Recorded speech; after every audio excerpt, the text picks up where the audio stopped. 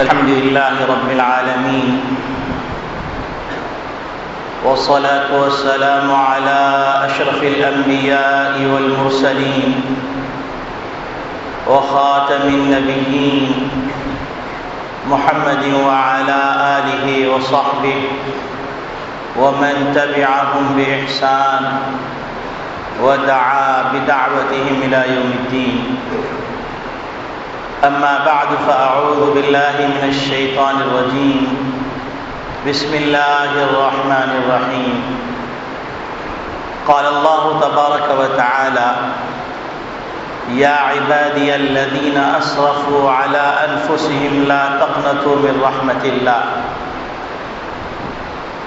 وقال النبي صلى الله عليه وسلم: حاسبوا قبل أن تحاسبوا وموتوا قبل أن تموتوا. وقال النبي صلى الله عليه وسلم: إذا رأيت شحا مطاعا وهوى متبعا ودنيا مؤثرة وإعجاب كل ذي رأي برأيه فعليك بخاصة النفس ودع أمر العامة، أو كما قال عليه الصلاة والسلام. میرے محترم بزرگوں، عزیز دوستوں، دینی اسلامی بھائیوں، آج امت مسلمہ جس پرآشوب دور سے گزر رہی ہے اور خصوصاً پاکستان اور پھر خصوصاً کراچی جن آلام اور تکالیف کا سامنا کر رہا ہے، اس نے بولنے والوں کی زبانوں کو گنگ کر دیا ہے، سننے والے کانوں کو سن کر دیا ہے اور بہرا کر دیا ہے، دیکھنے والے آنکھیں تھرا گئی ہیں، دھڑکنے والا دل جامد اور ساکت ہو گیا.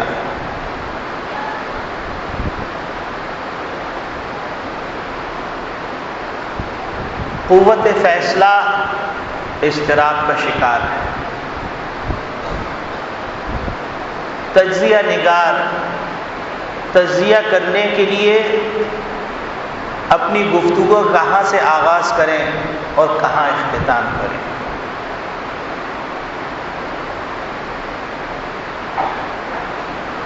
ہر شخص کی زبان پر یہ بات ہے کہ نہ جان محفوظ، نہ مال محفوظ، نہ عزت محفوظ، نہ آبرو محفوظ. جہاں دو چار افراد جمع ہو جاتے ہیں، اسی پر تبصرات ہونے لگتا ہے کہ حالات کیسے ہیں. ان حالات کے وجوہات اور اسباب کو تلاش کیجئے، اس پہ غور کیجئے. یوں کر لیا جائے رشوت ستانی کا بازار گرم ہے، خود غرضی ہے، مفاد پرستی ہے، غنڈہ گردی ہے، افراتفری ہے، کوئی کسی کا ہمدرد نہیں، کوئی کسی کا خیر خواہ نہیں، کوئی نہ ترقی کر رہا ہے نہ ترقی کرنے دے رہا. ایسا لگتا ہے کہ ہر خواہش دم توڑ چکی ہے.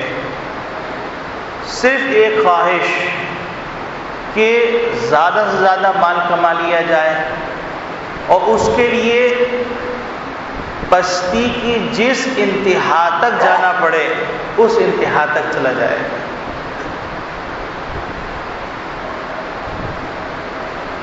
ایسے حالات میں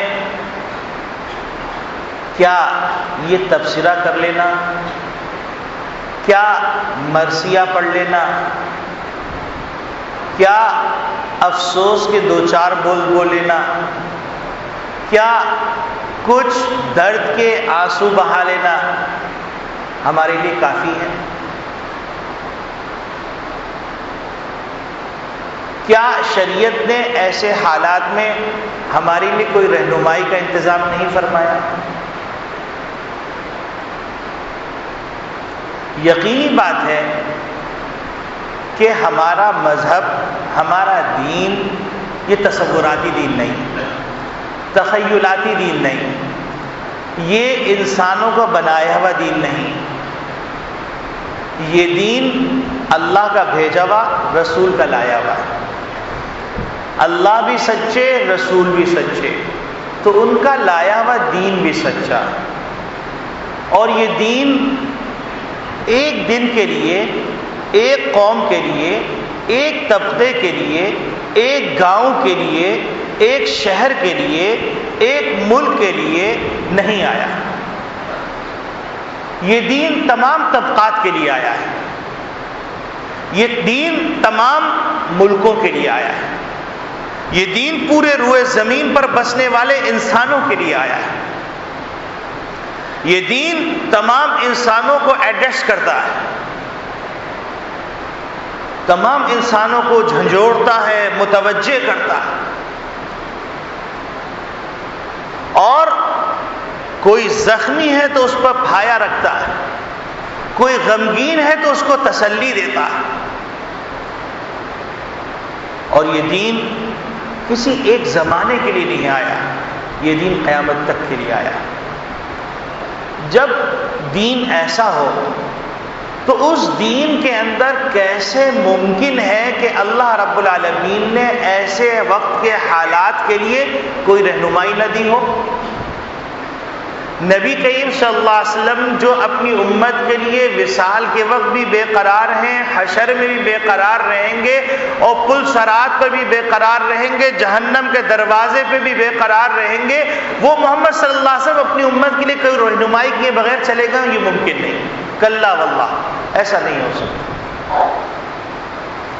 اور پھر پروردگار ایسا، ان اللہ علیم بذات الصدور ان اللہ بصیر بالعباد، ایسا پروردگار جو اپنے بندوں کو پیدا کرنے والا ہے اور بندوں کے حالات، واقعات، نفسیات، حرکات، سکنات، کردار، گفتار اور اخلاق سب سے واقف ہے، اور ہر زمانے میں بسنے والے انسانوں کی ضرورت سے واقف ہے۔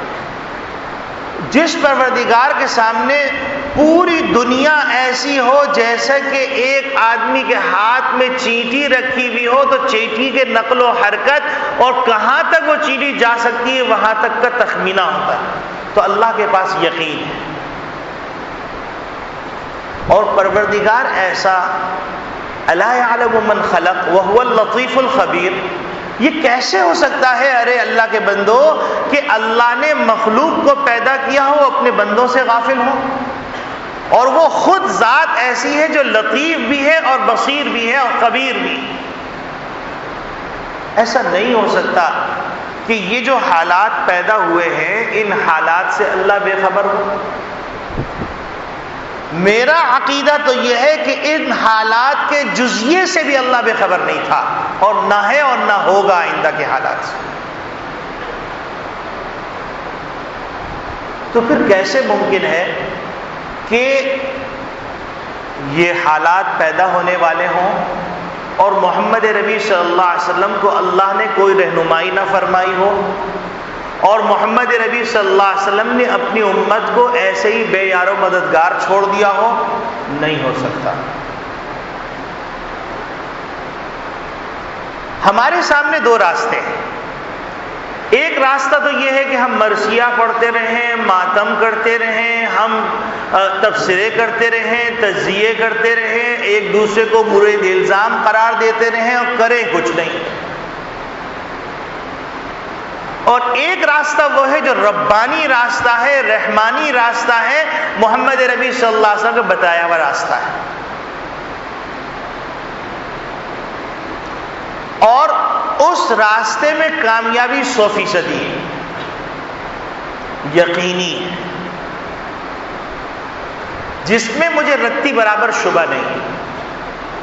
اور کسی بھی مومن کو جو یہ کہتا ہے کہ آمنت باللہ و ملائکتہ و کتبہ و رسلہ والیوم الآخر والقدر خیرہ و شرہ من اللہ تعالی والبعث بعد الموت، اس کو شبہ ہونا چاہیے۔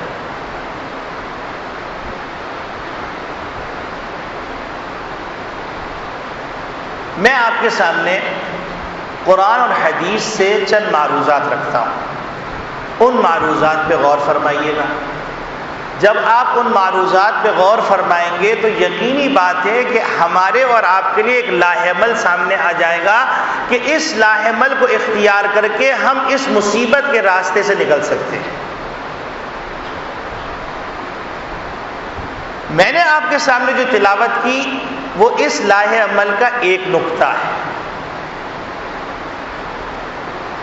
اور جو حدیث پڑھی وہ اس لاہ عمل کا دوسرا نقطہ ہے، اور جو دوسری حدیث پڑھی وہ اس لاہ عمل کا تیسرا نقطہ ہے۔ پہلا نقطہ میں عرض کرتا ہوں، اللہ رب العالمین ارشاد فرماتے ہیں یا عبادی الذین اسرفوا علی انفسہم لا تقنطوا من رحمت اللہ۔ جب ایسے حالات پیدا ہوتے ہیں تو ان حالات میں شیطان کا سب سے پہلا حملہ یہ ہوتا ہے کہ وہ نا امیدی پیدا کر دیتا ہے۔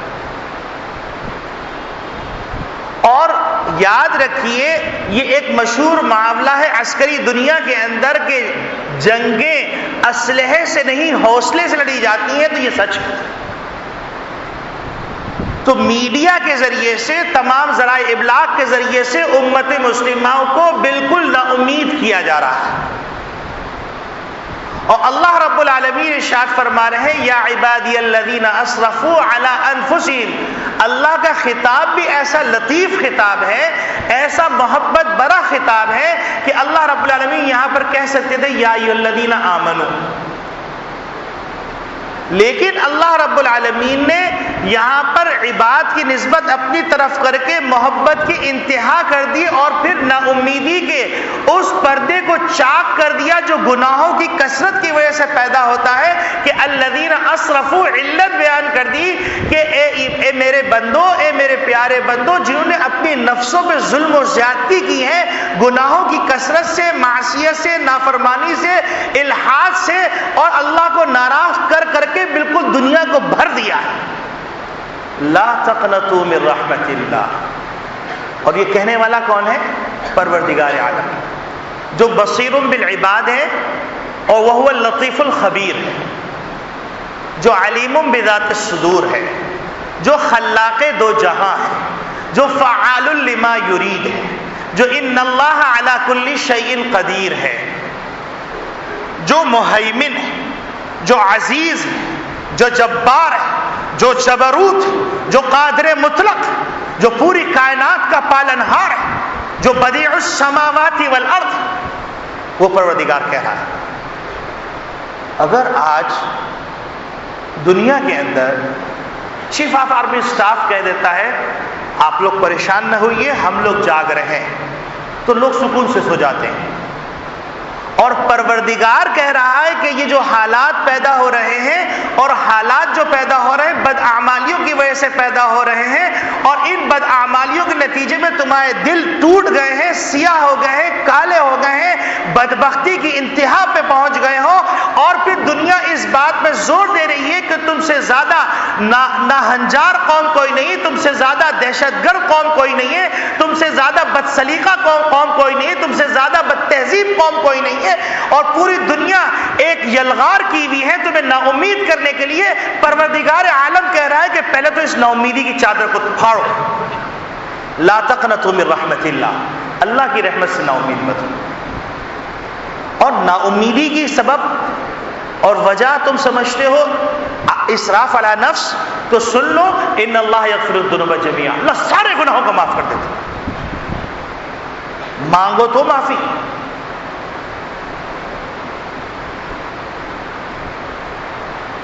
تو ایک تو یہ ہم اس آیت پہ غور کریں کہ اللہ کی رحمت سے کسی بھی زمانے میں کسی بھی حالت میں نا امید نہیں ہونا ہے، یہ مسلمان کا شیبہ نہیں، اور نا امید کافر ہوتا ہے، مسلمان نہیں ہوتا۔ پہلی بات۔ نا امید نہ ہونے کی دوسری وجہ سن لیجئے، ہم یہ سمجھتے ہیں کہ یہ دنیا جنت ہے، تو جس طرح جنت کے اندر کوئی پریشانی نہیں آئے گی تو ہم یہ سمجھتے ہیں کہ شاید دنیا میں بھی کوئی پریشانی نہیں آئے گی. تو اس بھول سے ہم کو باہر آنا پڑے گا اور ہمیں سوچنا پڑے گا یہ دنیا جنت نہیں ہے، یہ دنیا جہنم نہیں ہے، یہ ایک ایسا عالم ہے جو عالم مرکب ہے خوشی اور غمی کے ساتھ. اگر گلاب کا پھول ہے تو اس کے ساتھ کانٹا بھی لگا ہوا ہے، اگر دھوپ ہے تو چھاؤں بھی ہے، اگر تاریکی ہے تو روشنی بھی، اگر غم ہے تو خوشی بھی، اگر بے چینی ہے تو اطمینان بھی ہے، اگر بے کلی ہے تو بے سروری بھی، سرور بھی.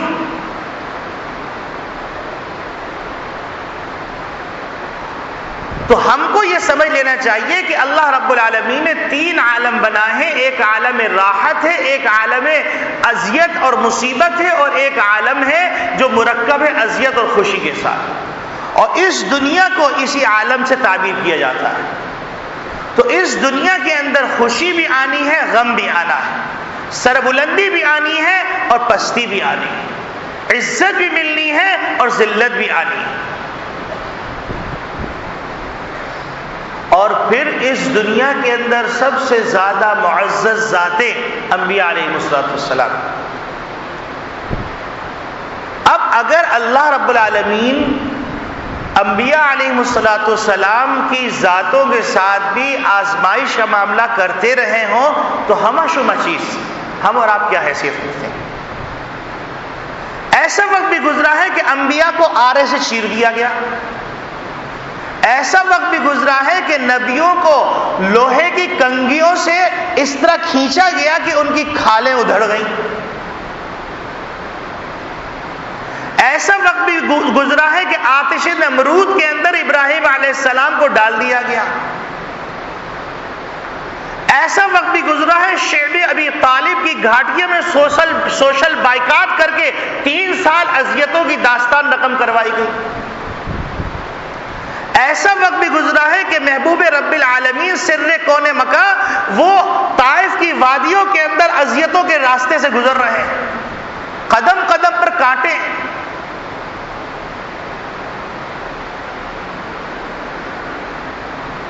اور پھر وہ وقت بھی گزرا ہے کہ قیصر و کسریٰ کے تخت و تاج زمین بوس ہو رہے ہیں، قدموں میں ڈالے جا رہے ہیں. وہ وقت بھی گزرا ہے کہ محمد ربی صلی اللہ علیہ وسلم کا ایک غلام قیصر کے کسریٰ کے دربار میں کھڑے ہو کر اعلان کر رہا ہے بڑی جرأت کے ساتھ، تن پر لباس پورا نہیں ہے، سواری پوری نہیں ہے، پوری جرأت کے ساتھ وہ قیصر جس سے دنیا کانپ رہی، وہ رومن امپائر اور پرشین امپائر جو ایک دوسرے سے کانپ رہے، وہاں پر کھڑے ہو کر ابن عامر کہتے ہیں ہم کو خودرو پودا مت سمجھو، ہم کو یہ مت سمجھو کہ ہم معاشرے کے اندر ایکٹر کی حیثیت رکھتے، ہم معاشرے میں فیکٹر کی حیثیت رکھتے، ہم معاشرے کے دھارے کو پھیر دیتے، ہم دنیا کے نظام کو چلانے والے. ہمارے پاس جو دستور ہے وہ دنیا کے لیے امن کا دستور ہے، وہ قیام امن کا پیغام لے کے آیا ہے. اور انہوں نے بڑی جرأت کے ساتھ کہا اللہ ابتعثنا. ابتعثنا کے اندر عجیب نکتہ ہے کہ ہم خودرو پودے نہیں ہیں، اللہ نے بڑے اہتمام سے ہمارا انتخاب کیا ہے، ہمیں ذمہ داری دے کے بھیجا ہے. لنخرج العباد من عبادت العباد الى عبادت رب العباد، کہ ہم بندوں کی بندگی سے بندوں کو نکال کر بندوں کے بنانے والے پروردگار عالم کی بندگی میں داخل کرنے آئے. باطل ادیان کے جور و ستم دم توڑتی ہوئی سسکتی ہوئی انسانیت کو عدل و انصاف کا مزہ چکھانے آئے. اور چند ٹکوں پر لڑنے والے، مرنے والے اور دنیا کی تنگیوں میں پھنسے ہوئے دماغوں کو نکال کر دنیا اور آسمان کی بے قرار وسعتوں کے قابل بنانے آئے. محمد ربی صلی اللہ علیہ وسلم غزوہ خندق کے موقع پر ایک چٹان آ جاتی ہے چٹان پر کدار مارتے ہیں تو فرماتے ہیں کہ مجھے فلاں محلات دکھائے گئے، فلاں محلات دکھائے گئے، فلاں محلات دکھائے گئے. تو منافقین چیخ اٹھے، کہنے لگے ما وعدنا اللہ ورسول اللہ غرورا، اللہ اور اس کے رسول نے مسلمانوں سے جھوٹا وعدہ کیا. اللہ نے سچا کر دکھایا.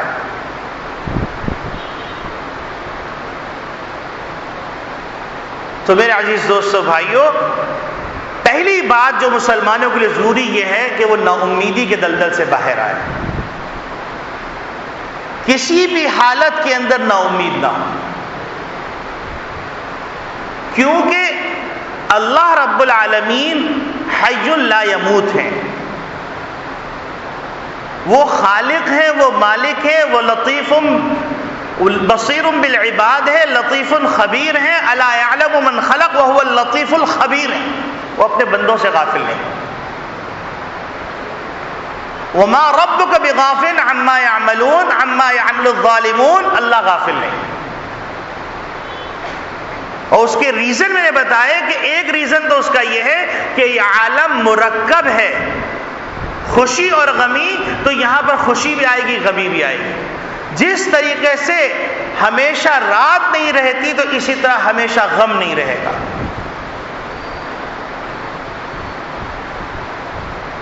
اسی دنیا پر مسلمانوں نے عدل و انصاف کا نظام قائم کیا تھا. اسی دنیا کے اندر مسلمانوں نے بڑی بڑی درسگاہیں قائم کی تھیں. اسی دنیا میں مسلمانوں نے ریسرچ سینٹرز قائم کیے تھے. اسی دنیا میں مسلمانوں نے دنیا کو، جو دنیا ستاروں کے آگے سجدہ ریز تھی، اس کو اٹھا کر دنیا کی تحقیقات کے اوپر لگایا تھا.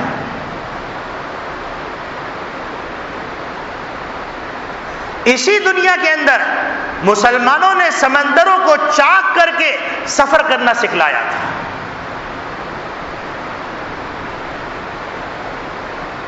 یہ مسلمانوں کے اقبال کا زمانہ تھا، یہ مسلمانوں کے عروج کا زمانہ تھا. تو جس طریقے سے وہ بلندی ذلت میں تبدیل ہوئی، وہ اس لیے تبدیل نہیں ہوئی کہ اللہ ظالم تھا، وہ اس لیے تبدیل ہوئی کہ ما اصابکم من مصیبت فبما کسبت ایدیکم، یہ تمہاری بدعمالیوں اور کرتوتوں کے نتیجے میں ہوا. اگر باپ اپنی اولاد کے لیے اعلیٰ میراث چھوڑ کے جائے اور اولاد اس کو عللے تللوں میں لگ کر برباد کر دے تو اس میں باپ کا قصور نہیں. یہ اولاد نہ خلف، یہ اولاد نہ ہنجار ہے. ہمارے آبا و اجداد بہت کچھ دے کے گئے تھے، کتب خانوں کے کتب خانے دے کے گئے تھے، رصد گاہوں کی رصد گاہیں دے کے گئے تھے. حتیٰ کہ یہ بہت سے لوگوں کو شاید معلوم نہ ہو کہ دنیا کو میزائل ٹیکنالوجی متعارف کرنے والے ٹیپو سلطان تھے جنہوں نے ٹیکنالوجی ایجاد کی، اور آج بھی برطانیہ کے میوزیم میں وہ میزائل رکھے ہوئے.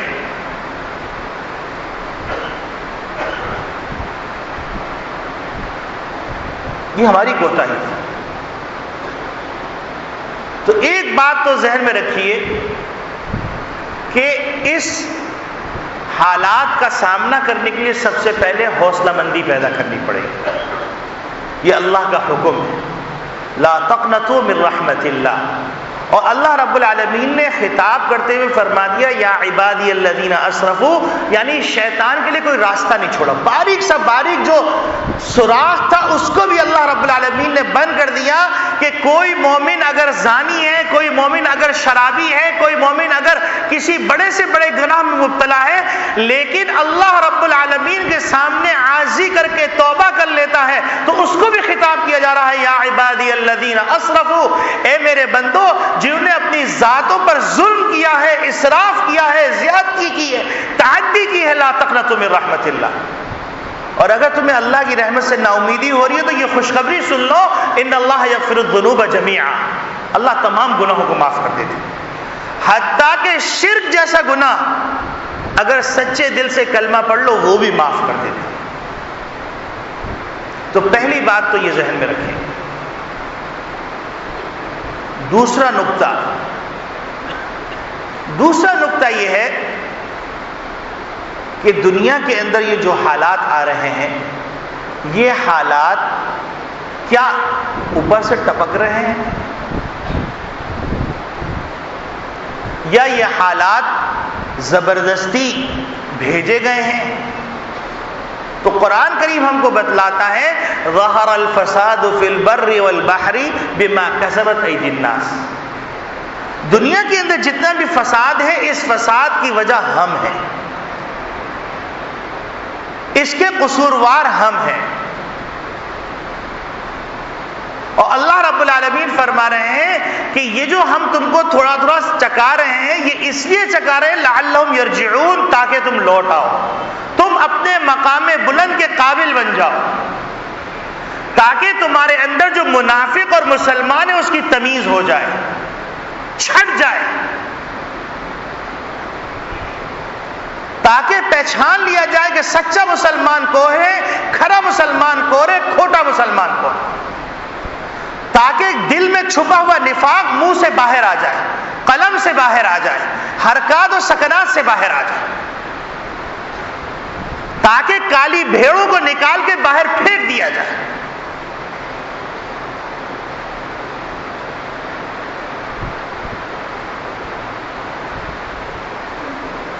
جن کا دستور یہ ہے کہ اگر مسلمانوں کو بھی فتح نصرت ملتی ہے تو کہتے الم نکم معکم، کیا ہم تمہارے ساتھ نہیں تھے؟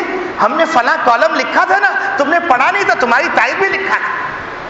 اور اگر یہود و نصارہ کو کوئی فائدہ پہنچتا ہے تو کہتے الم نستحوذ عنکم ونمنعکم من المؤمنین، تمہیں یاد نہیں ہم نے تمہارے جو پروٹوکول تھا اس کو آگے بڑھایا تھا، تمہارے چارٹر پہ ہم کام کر رہے تھے، تو 2 ٹکے ہم کو بھی دے دو.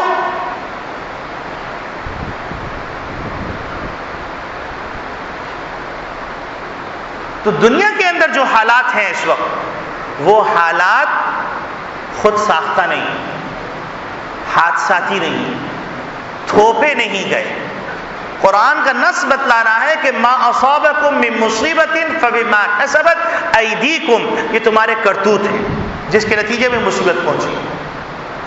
اور جو عربی سمجھتے ہیں وہ جانتے ہیں کہ فما اصابکم من مصیبت، من لے کے آئے، مصیبت کی تنوین لے کے آئے، یہ تو معمولی سی مصیبت ہے. وَيَعْفُ عَنْ كَثِيرٍ، اور تمہارے بہت سارے گناہ ایسے ہیں جن کی وجہ سے تمہیں زمین میں دھسا دیا جائے لیکن ہم درگزر کر دیتے ہیں.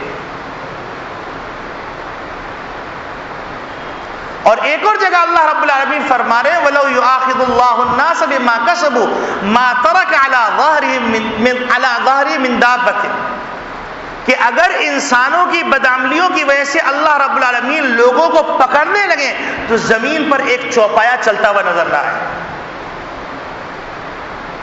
اور اللہ رب العالمین فرما رہے ہیں ظہر الفساد فی البر والبحر بما کسبت ایدی الناس لیذیقہم بعض الذی عملوا لعلہم یرجعون. یہ ہم اس لیے کہہ رہے ہیں کہ ہم نے تم کو کنٹرولر بنا کے پیدا کیا تھا، ہم نے تم کو دنیا کا ٹرسٹی بنا کے پیدا کیا تھا، ہم نے تم کو دنیا کے امن کا پیغمبر بنا کے بھیجا تھا، ہم نے تم کو دنیا کو نئی تہذیب دینے کے لیے بھیجا تھا، ہم نے تم کو دنیا کو بلندیوں کے قابل بنانے کے لیے بھیجا تھا، ہم نے تم کو دنیا کو عدل و انصاف کا مزہ چکھانے کے لیے بھیجا تھا، ہم نے تم کو دنیا کے اندر اس لیے بھیجا تھا کہ کوئی ظالم ظلم نہ کر سکے. تم دنیا کے گھروندوں میں الجھ گئے، تمہاری بدعمالیوں کی وجہ سے ہم تم کو تھوڑی تھوڑی تکلیف دیتے ہیں تاکہ تکلیف کی شدت کے وقت آدمی پکارتا ہے اللہ اللہ، تو اس وقت یاد آتا ہے اللہ. لعلہم یرجعون، یہ اس لیے کرتے تاکہ تم لوٹ آؤ. تمہاری جب چیخ نکلے تو کہو اللہ، تو تم سمجھ لو تمہاری مشکل کشا حاجت روا اللہ ہے.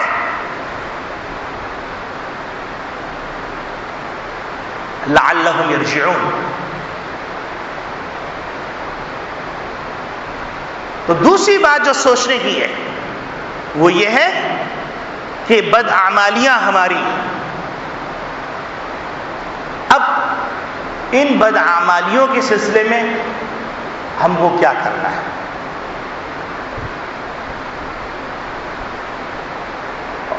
تو سب سے پہلی بات تو یہ ہے کہ بداعمالیوں کے سلسلے میں نبی اکرم صلی اللہ علیہ وسلم ارشاد فرماتے ہیں حاسبوا قبل ان تحاسبوا، تم اپنا آڈٹ کرو، اپنا جرنل لو، لیجر لو، ڈیبٹ کریڈٹ لو، اور لینے کے بعد دیکھو تمہارا ڈیبٹ زیادہ ہے کریڈٹ زیادہ ہے، بیلنس شیٹ تیار کرو، ایک طرف نیکیوں کی فہرست لکھو، ایک طرف بدیوں کی فہرست، پھر دیکھو عبادات تمہاری کیسی، نماز پڑھتے ہو نہیں پڑھتے، اگر نماز پڑھتے ہو تو جماعت کے ساتھ پڑھتے ہو کہ نہیں پڑھتے ہو، اگر جماعت کے ساتھ پڑھو تو وضو صحیح ہے یا نہیں، مستحبات، واجبات اور دیگر احکامات پر عمل کرتے ہو نہیں کرتے ہو. پھر عبادات کی جو دوسری قسمیں ہیں زکوٰۃ، خیرات، صدقات، ان سب چیزوں کو دیکھو. پھر اس کے بعد آگے بڑھو معاملات کے اندر، معاملات میں بڑھ کے دیکھو کہ تم سودی لین دین میں ملوث تو نہیں، تم رشوت تو نہیں لے رہے، تم ظلم کا مال تو نہیں لے رہے، تم یتیم کا مال تو نہیں کھا رہے، تم میراث کا حق تو نہیں مار رہے، تم نے اپنے بہن کا حق تو غصب نہیں کیا، تم نے بڑے بھائی نے چھوٹے بھائی کا حق تو غصب نہیں کیا، چچا نے بھتیجوں کا حق تو غصب نہیں کیا، یا تم کاروبار کر رہے ہو، کاروبار میں ایسی شراکت ہے جس میں حصے داری کی تقسیم نہیں ہے، وضاحت نہیں ہے، ایسے تو کاروبار نہیں کر رہے. کہیں تم سونے کو ادھار تو نہیں بیچ رہے، کہیں تم نشہ اور ربا کی صورتیں جو ہے وہ اختیار تو نہیں کر رہے، تم اجارہ کر رہے ہو، اجارہ فاسد تو نہیں ہے، تم مرابحہ تولیہ کر رہے ہو، تو مرابحہ تولیہ کی جو شرائط ہیں ان کو پورا کر رہے ہو کہ نہیں کر رہے ہو، تم بے صحیح کر رہے ہو، بے فاسد کر رہے ہو، بے باطل کر رہے ہو، تم نے خیار الشر اختیار کیا تو اس کی رعایت رکھی نہیں رکھی، تم نے خیار عیب اختیار کیا تو اس میں ان شرائط کی رعایت رکھی جو فقہا نے ذکر کی، تم نے اگر کسی چیز کو کسی کے ساتھ معاملہ کیا ہے امانت کا، ودیعت کا، عاریت کا، تو اس کے لحاظ کرتے ہو نہیں کرتے ہو، اگر تم نے شفع کیا تو شفع کے قوانین کا لحاظ کیا ہے کہ نہیں کیا، تم اگر تم نے وقف کیا ہے تو وقف کے جو حقوق اور احکامات ہیں ان کی رعایت رکھی کہ نہیں کی، اگر تم مزارعہ کر رہے ہو تو مزارعہ کے اندر تم نے مزارعہ کے احکامات کا خیال کیا نہیں کیا، تم نے عشر دیا ہے کہ نہیں دیا، تم نے زکوٰۃ دی ہے کہ نہیں دی، تم نے صدقات جو دیے ہیں صحیح مصرف میں استعمال کیے کہ نہیں کیے، تمہارے میں سے کسی کے پاس زکوٰۃ آئی ہے تو اس زکوٰۃ کا جو امین ہے وہ امانت داری سے کام کر رہا ہے کہ نہیں کر رہا. یہ سارے عمل کے اثرات ہیں.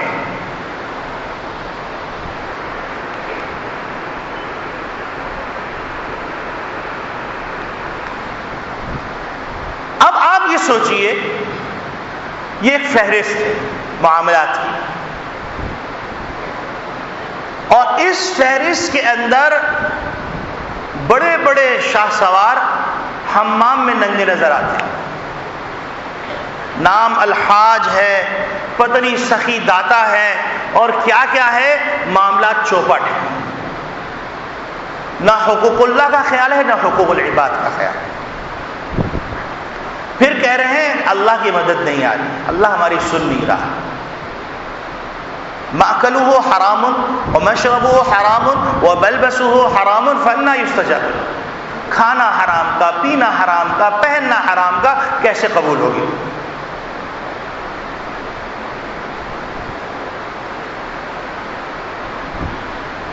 اب یہ حالات اعمال معاملات کی دنیا میں، معاشرت کی دنیا میں چلے جائیے تو معاشرت کی دنیا میں تو تباہی تباہی، نہ بیوی شوہر، نہ شوہر بیوی، نہ باپ بیٹا، نہ بیٹا باپ، نہ بیٹی ماں، نہ ماں بیٹی، آپس میں حسن معاشرت نہیں، پڑوسیوں میں حسن معاشرت نہیں، نمازیوں میں حسن معاشرت نہیں، محلے والوں میں حسن معاشرت نہیں، شاگرد استاد میں حسن معاشرت نہیں، پیر مرید میں حسن معاشرت نہیں، سب مفاد کے بندے.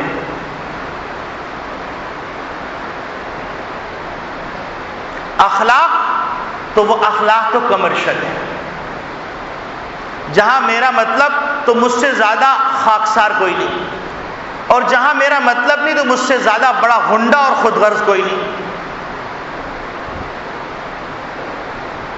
مطلب کے وقت میٹھی زبان، مطلب نکلنے کے بعد اس سے زیادہ کڑوی زبان کسی کی نہیں.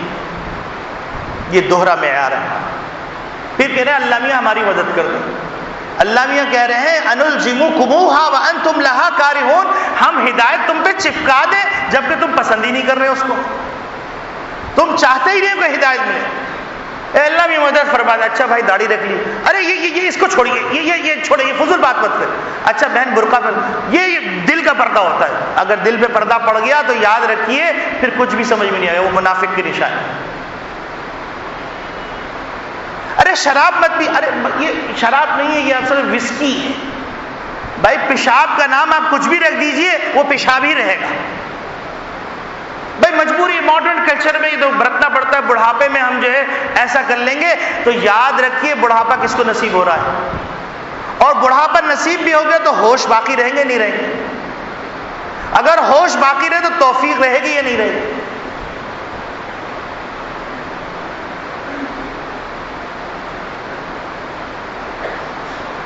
تو قرآن کریم ہم کو بتلا رہا ہے کہ اس وقت اگر ان مصیبتوں سے نکلنا ہے تو اپنے گناہوں کا استحضار کرنا پڑے گا، اور علماء اکرام سے رجوع کیجئے، معلوم کیجئے کہ معاشرتی احکامات کیا ہیں، معاملات کے احکامات کیا ہیں۔ حیات المسلمین کتاب ہے، آداب معاشرت کتاب ہے، یہ کتابیں دیکھیے۔ عقائد کے لیے تعلیم الاسلام ہے، عبادت کے لیے تعلیم الاسلام ہے، آپ اس کا مطالعہ کیجئے۔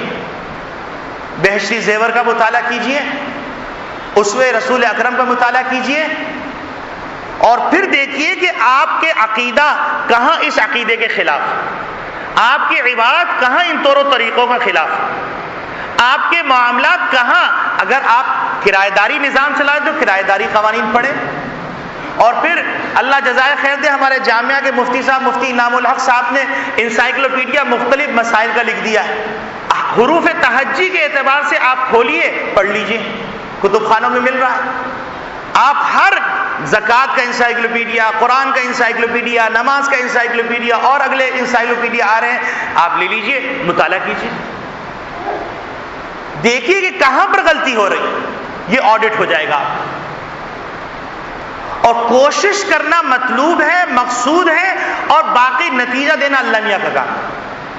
اگر لنگڑے لولے بھی جا رہے ہوں گے تو اللہ کی ذات سے امید ہے اللہ اپنی رحمت سے اس کو پورا کر کے جنت کے قابل بنا دے۔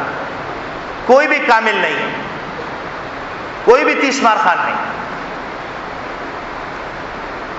اور قرآن کریم کی ایک آیت تو ایسی عجیب غریب آیت ہے جو ان حالات کے اندر بالکل دماغ میں فٹ ہو جاتی ہے کہ ان حالات سے نکلنے کے لیے، جہاں مصیبتوں سے نکلنے کے لیے ایک کام جو کرنا ہے وہ لعلہم یرجعون کے لیے توبہ استغفار ہے اور اپنا آڈٹ کرنا ہے، تو دوسرا کام جو کرنا ہے وہ کام یہ کرنا ہے کہ حضرت یونس علیہ السلام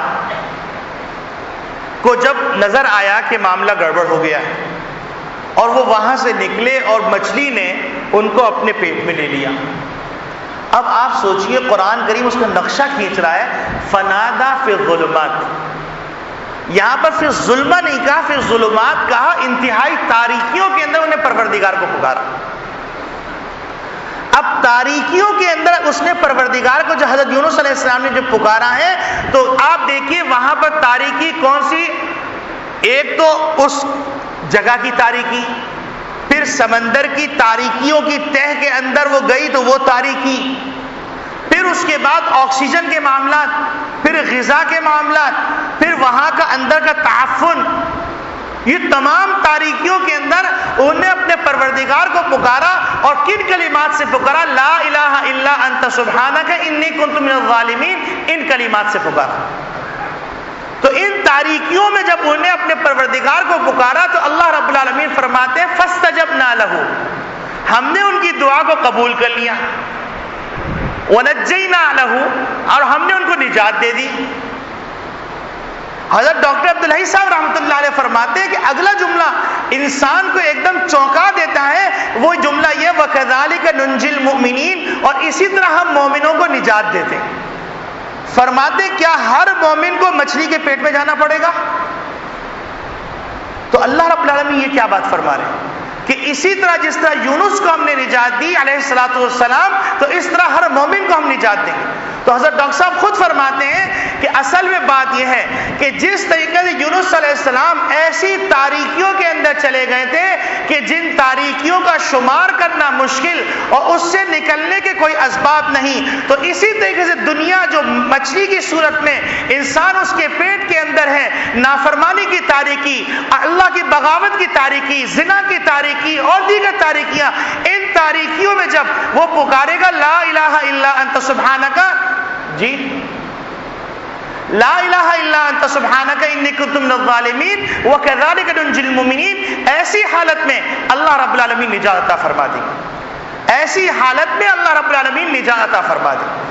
تو مومنوں کو ان پریشانیوں سے نکلنے کے لیے ایک وظیفہ اپنانا پڑے گا۔ وہ وظیفہ کیا ہے کہ لا الہ الا انت سبحانک انی کنت من الظالمین۔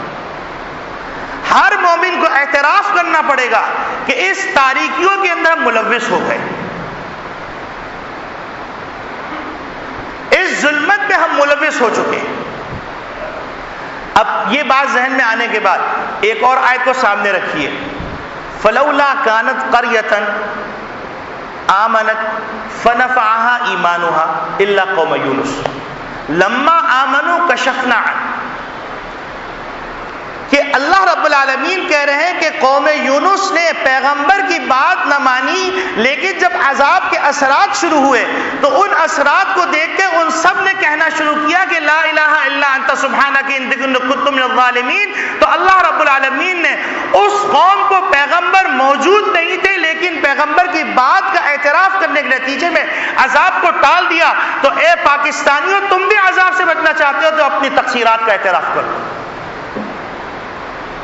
اور تمہارے اوپر دوسری قوموں سے زیادہ بڑی ذمہ داری ہے، تو لہذا تمہاری آزمائش بھی بڑی ہے۔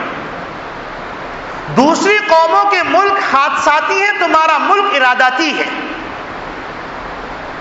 مدینے کے بعد اگر کوئی ملک وجود میں آیا ہے اسلام کے نام پر، چاہے دنیا بکتی رہے کہ یہ سیکولر ملک ہے، بکواس کرتی رہے، لیکن آج جو بوڑھے بزرگ موجود ہیں ان کے کان میں بھی دہلی کی جامع مسجد کے وہ نعرے بلند ہو رہے ہیں، لکھنؤ کے اندر، بہار کے اندر، بنگلہ دیش کے اندر جو مشرقی پاکستان میں نعرے لگ رہے تھے کہ پاکستان کا مطلب کیا، لا الہ الا اللہ، آج بھی وہی مطلب ہے۔ تو جتنی بڑی قوم ہوتی ہے اس کی ذمہ داری بھی اتنی بڑی ہوتی ہے، اس کی آزمائش بھی بڑی سخت ہوتی ہے۔ اشد البلاء الانبیاء ثم الامثل فالامثل، یہ قانون ہے، دستور۔ ان سے پس ہمت مت ہوئیے، ولا تہنوا ولا تحزنوا وانتم الاعلون ان کنتم مؤمنین۔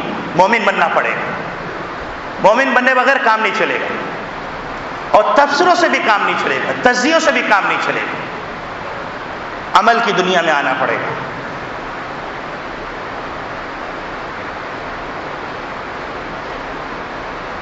توبہ کرنی پڑے گی، اعمال صالحہ اختیار کرنے پڑیں گے، تب جا کے اللہ رب العالمین کی طرف سے مدد آئے گی۔ اور یاد رکھیے ہر عمل کا اثر ہوتا ہے، یہ دنیا ایکشن اور ری ایکشن کا فارمولے کے اوپر چل رہی ہے۔ کوئی اگر یہ سمجھتا ہے کہ یہاں پہ کوئی ایکشن ہوگا اس کا ری ایکشن نہیں ہوگا، یہ بیوقوف ہے۔ اور ایکشن اور ری ایکشن فورس میں برابر ہوتے ہیں، آپ جتنی طاقت سے بال دیوار میں ماریں گے اتنی طاقت سے وہ بیک ہوگی، تو جتنی بدعمالیت تیزی سے جائیں گی اتنی تیزی سے عمل کا ری ایکشن ہوگا۔ اچھے اعمال اوپر جائیں گے، اچھے فیصلے اوپر سے آئیں گے۔ یہ فیصلہ کرنا پڑے گا۔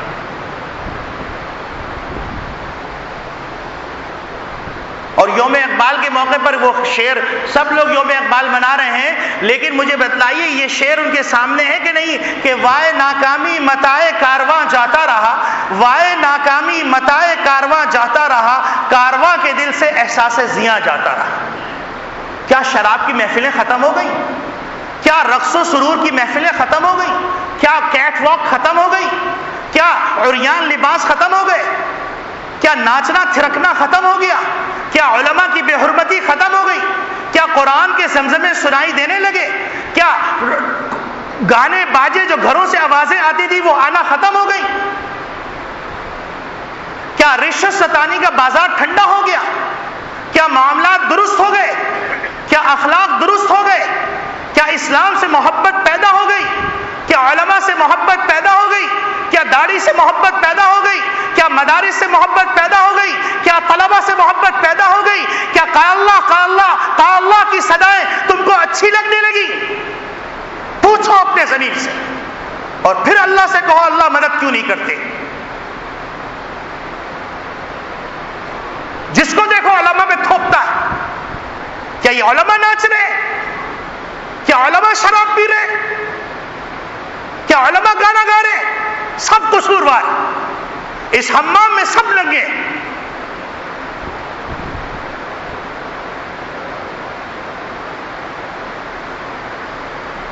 یہ خطرے کی گھڑی، وہ قومیں زوال پذیر ہو جاتی ہیں جن کے اندر سے احساس ضیاء ختم ہو جاتا ہے. جبھی اقبال نے تڑپ کے کہا تھا وائے ناکامی متائے کارواں جاتا رہا، کارواں کے دل سے احساس ضیاء جاتا رہا. احساس ہی نہیں، تبصروں میں وقت لگا ہوا ہے، تبصرے ہو رہے ہیں، فلاں کا قصور فلاں کا قصور فلاں کا قصور فلاں کا قصور. اپنے گریبان میں تو جھانکو. سمجھتے تھے قلب کے اندر ایک پھانس ہوگا، جب چیرا تو کیا دیکھتے ہیں کہ رفو کرنے کا کام بہت ہے.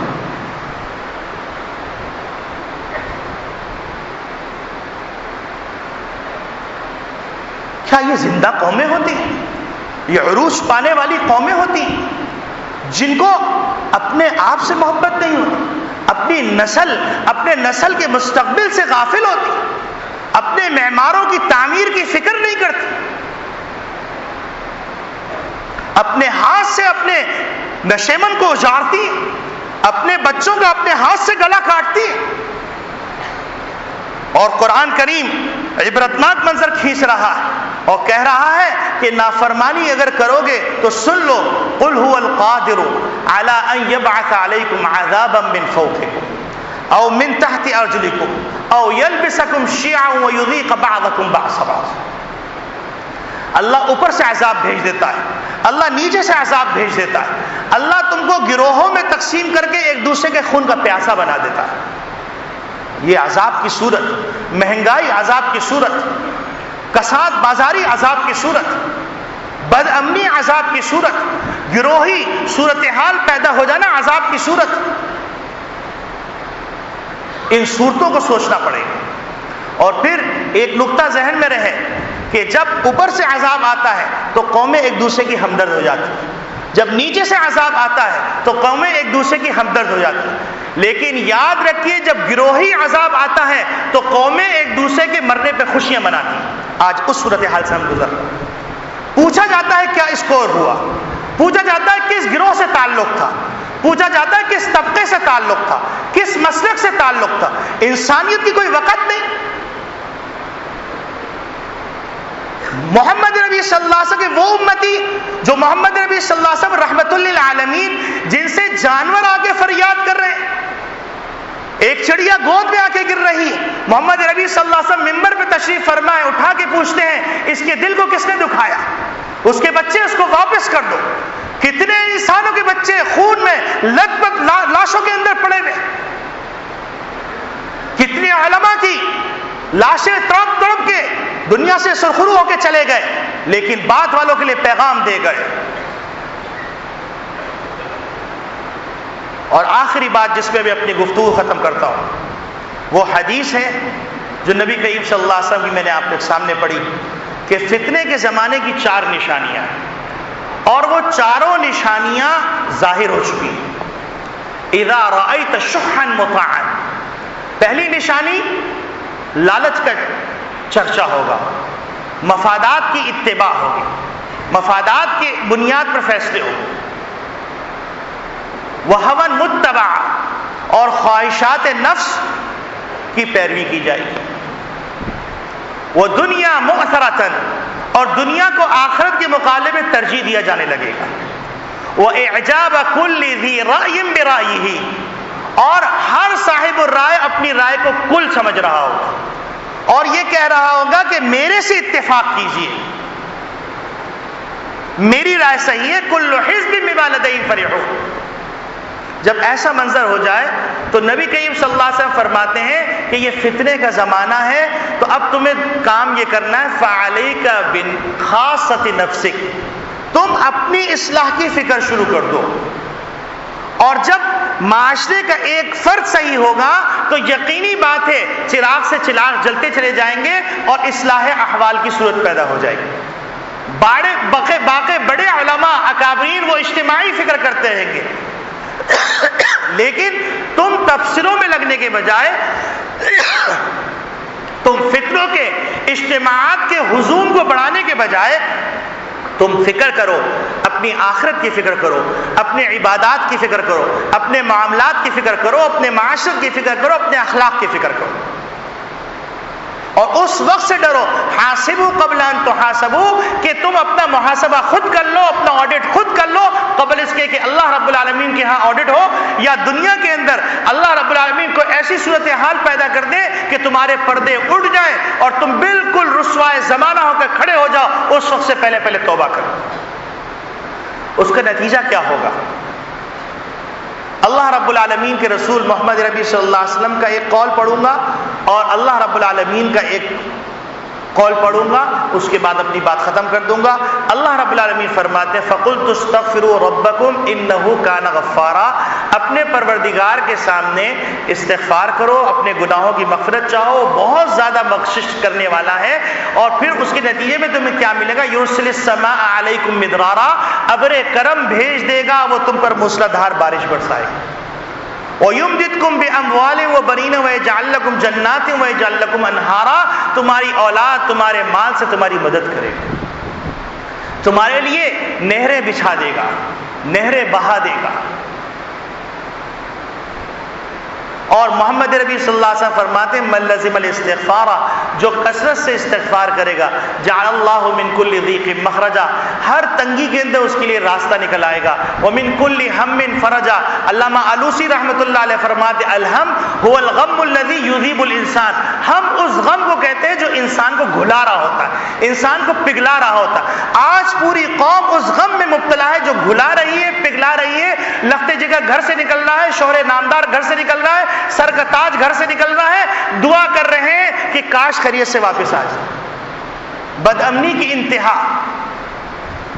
تو ایسے حالات کے اندر استغفار کام کرے گا اور تمہیں اس پریشانی سے نکال دے گا۔ وَرَزَقَهُ مِنْ حَيْثُ لَا يَحْتَسِبُ، ایسی جگہ سے رزق کا بندوبست کر دیا جائے گا۔ آج گولیوں کے ذریعے سے رزق کا انتظام کرنا چاہ رہے ہو، اللہ تمہارا رزاق ہے، تمہارے رزق کا انتظام کر دے گا، ایسی جگہ سے تمہارا وہم و گمان بھی جائے۔ اور یاد رکھیے استغفار توبہ کی سیڑھی ہے، استغفار کریں گے تو پھر توبہ کی توفیق ہو جائے گی، یہ موضوع الگ ہے۔ اللہ رب العالمین کہنے والے کو بھی عمل کی توفیق عطا فرمائے، سننے والوں کو بھی عمل کی توفیق عطا فرمائے، ہم سب کو ایک کر دے، نیک کر دے، ہمارے دل، ہماری خوشیاں آپ کی خوشیاں بن جائیں، آپ کی خوشیاں ہماری خوشی بن جائیں، آپ کی پریشانی ہماری پریشانی، ہماری پریشانی آپ کی پریشانی، جو مسلمان